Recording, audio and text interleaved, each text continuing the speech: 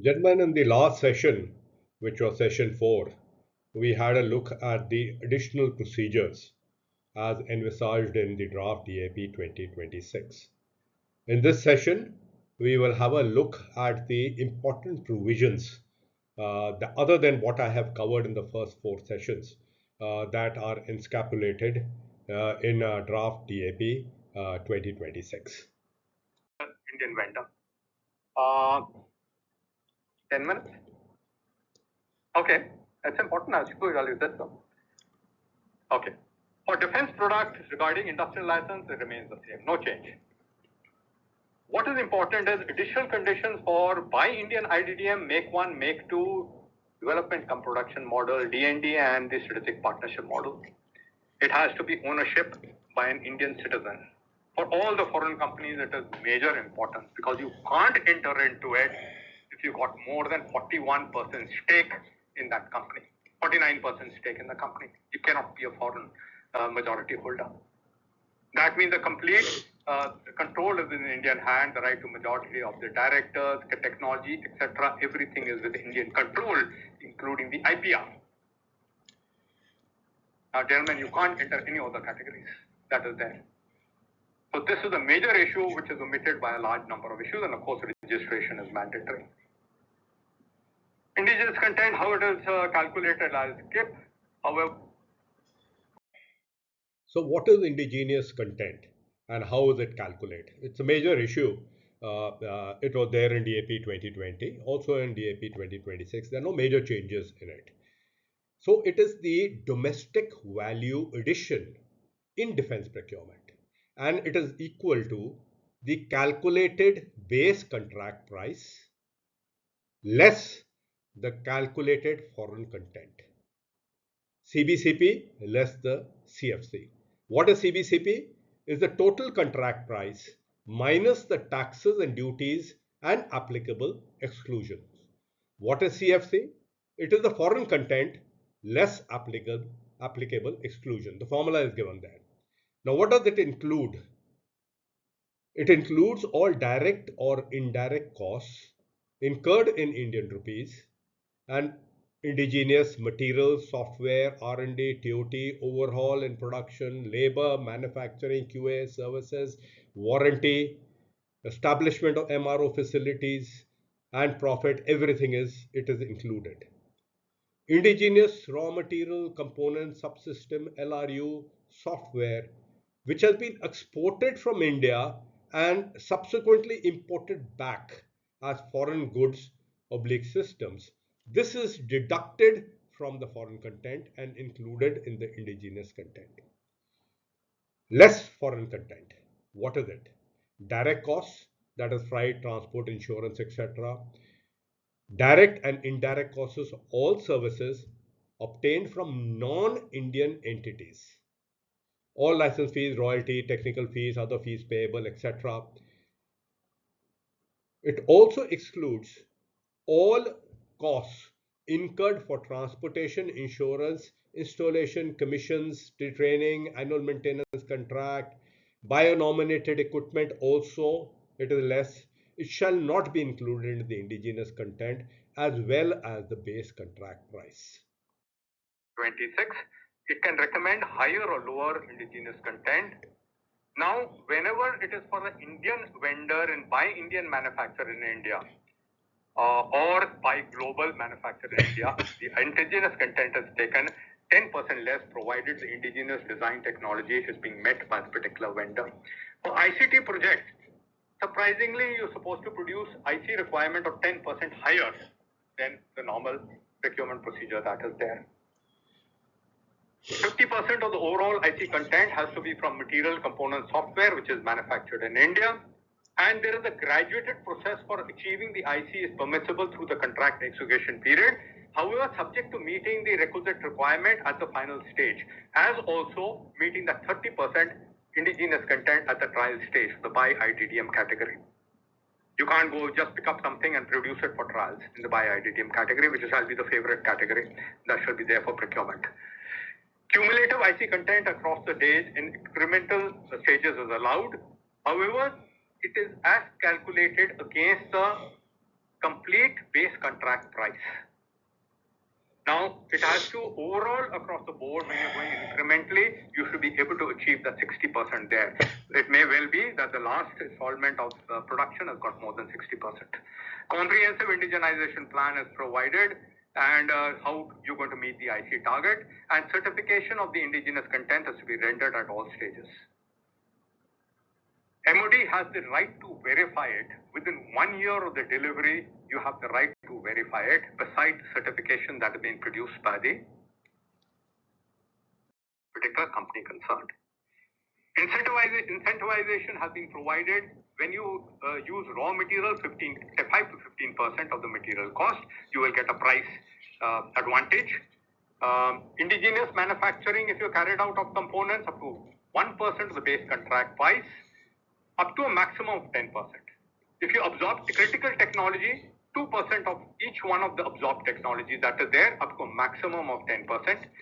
Now, in this, the cumulative reward of all these things cannot exceed 10% of the base contract price or 400 crores, whichever is lower. If it is to exceed 400 crore, even approving authority is taken. Payment of reward shall only be done after verification of the indigenous content and not before that. And if you have got the reward in the repeat order, in any one of the initial order, during the repeat order option clause, you're not given it again. And your performance and warranty bank guarantee and 5% of the base contract price is retained till the time the verification is carried out. Is not that you given there. So that becomes the penalty that is there. Indigenous requirement has to be by ownership, has to be there by the design and main equipment. It has to be originally conceived and developed in India. The ownership and control is held by a resident Indian citizen. That means Indian vendor, without encumbrances or dependency on foreign OEM. You can't have dependencies on him. There is an attribute of acquired intellectual property rights. Suppose that I have brought the equipment from somebody and bought out the complete rights. That is allowed to be done so as long as the complete indigenous design, development, etc. attributes have been completely brought out and all requirements are met. The TOT could be from an Indian vendor. I am bidding for it. I've taken the TOT from an Indian vendor. It is indigenous in nature.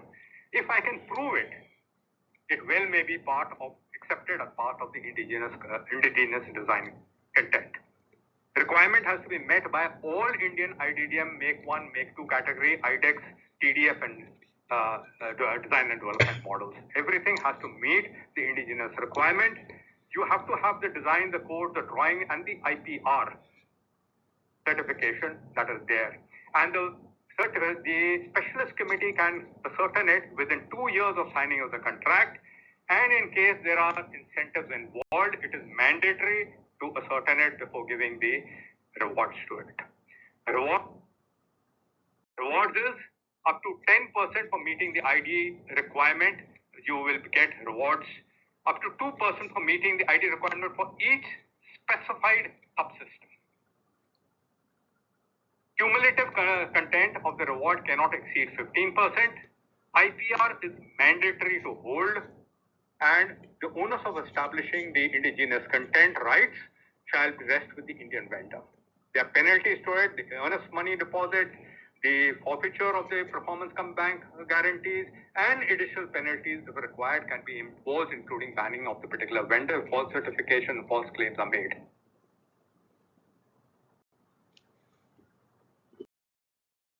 Military material have got a major clause in this. It used to be in DAP 2020, inflection changes.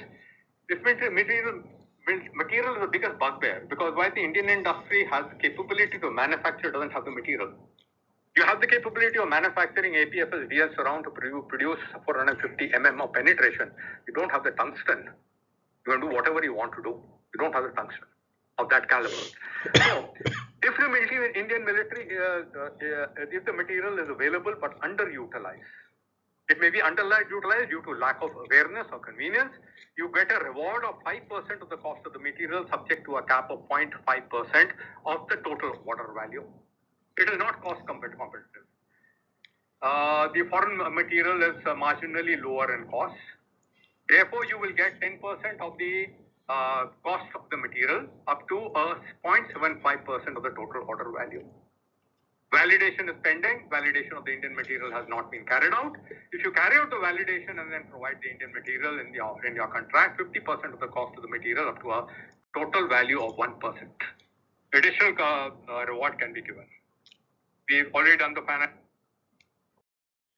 We completed the spiral development model in the development schemes.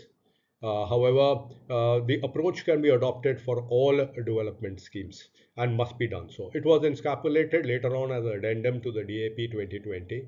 It is an empowering decision provision because it enables in the development model the all or none approach is dissolved. That you take some amount of quantity in the first tranche of PSQRs, upgrade it, take the next tranche, upgrade it, take the next tranche, subject to the product achieving the desired quality. So what the DAP 2026 or the draft DAP 2026 envisages is the projects of niche technology requiring spiral development. These are identified in the feasibility study. The PSQR and the MOQ for all stages, the minimum order quantity and the PSQR for all stages of the development is approved by the AON authority, and it is part of the expression of interest as given in the development model. Post successful completion of the trials and the SQR finalization, that is the first stage trial, then you finalize the SQR. The statement of case for AON for spiral development is initiated without now seeking fresh approval in principle. It hastens the process. DA, the development agency, which successfully passed the first stage trials, it qualifies as the DA for spiral development. No entry of newcomers is allowed in this. Endeavor is to have a minimum of 2 DAs. Failing with the spiral development case can progress with a single DA. It is no bar from that. In case the DA does not clear or all the DAs do not clear the first stage, the project has to be fielded as a fresh make case, and the AIP is taken by the make collegiate, and the AIP is given by the make collegiate and it is obtained. The financial powers have not been changed from what was promulgated earlier. They need to be enhanced. Up to 300 crore, it remains with the vice chief equivalent oblique this is. Above 300 crore to 500 crore for capital procurement, it's with the defense secretary. Above 500 crore up to 2000 crore, it is with the Raksha Mantri. Above 2000 crores and up to 3000 crores with finance minister, and above 3000 crore with the CCS. The other capital procurement cases up to 100 crore has been dissolved down to the army commander equivalent. Up to 200 crores to the Deputy Chief CDNS oblique the Master General Sustenance equivalent of the services. Up to 300 crore with the Vice Chief equivalent, similar to the capital procurement, and above 300 crore is similar to what is there for the capital procurement. For the Make One and the innovation category, that is for the prototype development, the CISC oblique the Vice Chief equivalent up to 50 crore only. Secretary DP 50 to 250 crore, the Raksha Mantri 250 crores to 400 crores, and the Finance Minister 400 crores to 500 crores, and the CCS above 500 crore. Please note, each DA is authorized 400 crores for prototype development, and this the noting is given as per the cumulative cost incurred by the number of all DAs on 70% government funding, which I feel is needs a rehash in the subject matter, including the parts. A monitoring mechanism has been constituted in the draft DAP 2026. The progress of all going cases, including the budget estimate, shall be given on a quarterly basis to the Defence Procurement Board and in a 6-monthly basis to the Defence Acquisition Council. Any delay on ongoing cases, an update by the acquisition wing will be given on a 6-monthly basis to the Defence Procurement Board. Quarterly review, whenever the delay is more than 12 weeks, to the Vice Chief. On a half-yearly review, whenever the delay is more than 24 weeks, to the DG Acquisition. and to the Defense Secretary whenever the delay is more than 1 year. These clauses relate to the procurement of already inducted equipment. It is basically this, that you enhance the standardization. You already bought this kind of equipment, so the same equipment will be bought again. Reduce the inventory cost of maintenance of the entire lot of different type of equipments and the training efforts required. So this will never be construed as the ab initio single vendor case. And in this case, it's fielded directly to the AON according authority, depending on the financial value of the case. Option clause. Option clause has to be entered into the main contract for procurement of additional equipment, spares, facilities, service till the last delivery of main equipment. Now, this is as per the cost, terms, and conditions laid out in the original contract. That means the vendor well knows, because in the RFP, the option clause has been given, and during the contract, it has been laid out. So, as per the cost, terms, and conditions, it will be procured from the same vendor. The SHQ has to examine the viability of the same vis-a-vis a fresh procurement. In certain cases, the price may have fallen and you could get the same item at a lesser cost. So this is endorsed in the statement of case for seeking of AON for the same. Terms of conditions of the original contract remain valid, including that of the price variation clause and the ERV. To arrive at the prices, the price variation will be applied on the base contract price of original contract with the month and year of effective date of contract. No FAT is required, no field evaluation trials are required, only a commercial RFP is issued to the vendor. Repeat order is for additional quantities, replacement equipment, major assembly spares for all level of maintenance, for main equipment also, for equipment systems already inducted in service, or in cases where earlier procurement is done by a sister service, BRO, other MOD agencies, other government agency, paramilitary forces, CAPF, after following the due process. AON for the repeat order must be obtained within 5 years of the date of completion of the contract on the final delivery of the items. SQR can be kept as per the previous order as far as possible. If you want to enhance the SQR, 5 years is a long time. DAC will have to be approached and approval taken. It's limited to quantities not exceeding 100% of original contract. Else, for DPB, you have to take approval up to 500 crores or DAC above 500 crores. No field evaluation trials are required. Only a commercial RFP is issued to vendor. Obviously, if there are enhancement, upgradation in the QR, there would be limited validation trials. A point to note, repeat order is not put into the original order, into the original contract or the original RFP, but it can be exercised up to 100%, more with approval from people. Upgrades, where the equipment is proprietary, only one person which you bought it from is proprietary.